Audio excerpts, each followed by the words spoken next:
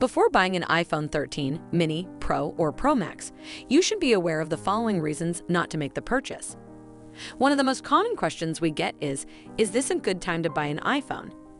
There's an easy answer, of course. If you need a new phone right now, then go ahead. We're sure you'll be happy with your purchase. If you don't, there's an easy rule. Apple typically releases new iPhones in September, so make your buying decision accordingly. 2021 was no exception. Apple put the iPhone 13 series up for sale on September 24.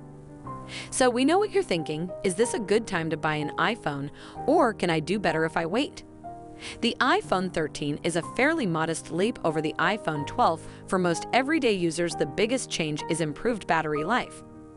We compare them both and conclude that for many users, you might as well get the iPhone 12 and save yourself $100.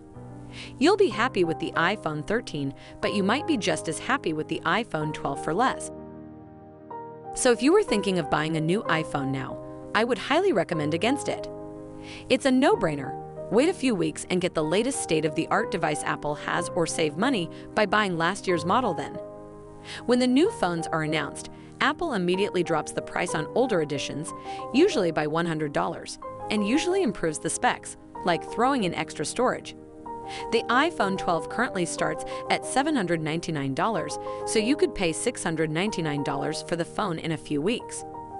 The 2-year-old iPhone 11 is currently $599, and the XR is $499.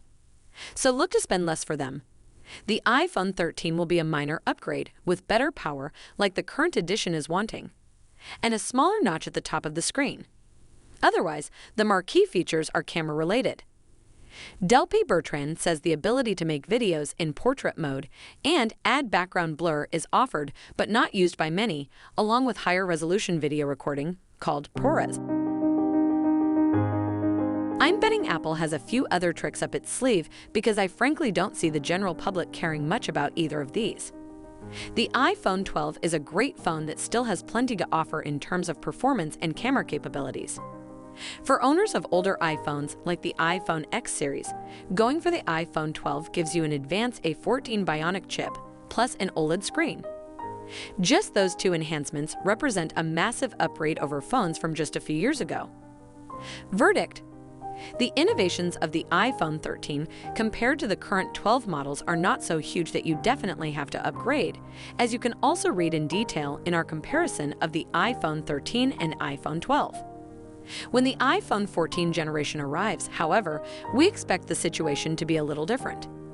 In 2022, we will hopefully see the features we wanted for the iPhone 13. Thank you so much for watching that video, and don't forget to subscribe. Leave a comment if you think the new iPhone doesn't worth it.